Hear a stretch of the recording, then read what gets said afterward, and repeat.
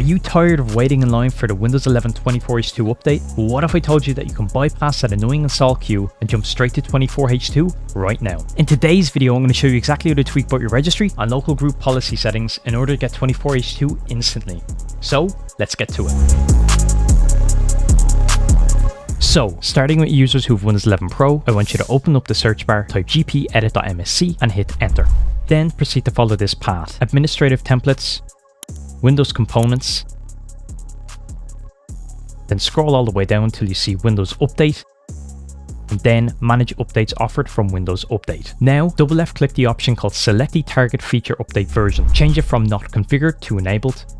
Set the product version to Windows 11, and then set the target version as 24H2.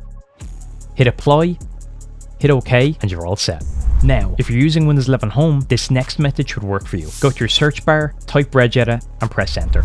The registry editor should now be open for you. So now, follow this path. H key local machine, then go to software, then scroll down to policies, then go to Microsoft, then go to Windows, then select Windows Update. Now we're going to go ahead and create a few keys. Right click on the blank empty space, hover over new, select string value, type product version as the name, and then press enter. Then double left click on it again, type Windows 11 as the value, and then press enter once again.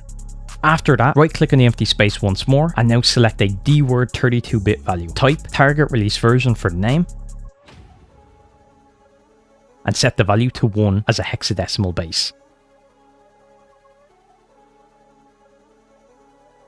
Lastly, make another string value, name it target release version info, and set the value to 24H2. You can now safely exit the registry editor, restart your machine, and check for updates on the Windows Update page. 24H2 should now be available for you to download and install. And that's it, you should now have 24H2 installed on your machine. If this tutorial helped you out, then don't forget to like, comment, and even subscribe for more tech content and tutorials like this. Thanks for watching, and I'll see you in the next one.